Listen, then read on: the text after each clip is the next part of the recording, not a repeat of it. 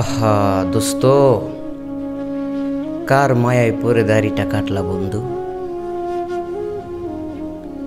কিসের কারণে তুমি রবকে ভুলে রইলা? কিসের মায়া তোমাকে রসুল থেকে দূরে সরিয়ে দিল?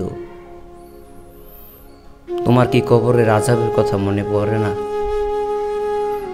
তোমার কি জাহান্নামের আযাবের কথা মনে পড়ে না?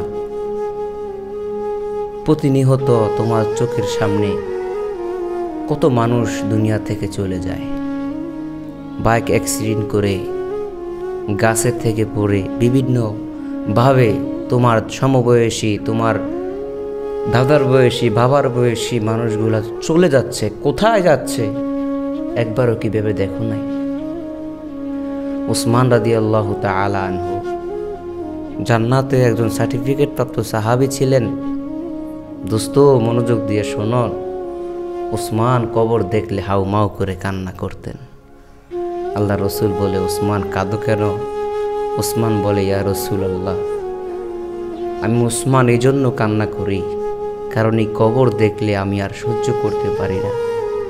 কেননা আমার পরকালের জিন্দেগির প্রথম দাবিত্ব হচ্ছে এই কবর। ইয়া রাসূলুল্লাহ, এই ছোট্ট এই ঘরের ভিতরে আমি কিভাবে থাকবো? এই পোকামাকড়ের এই ঘরের ভিতরে আমি কিভাবে থাকবো? এই জন্য আমি কাঁদি।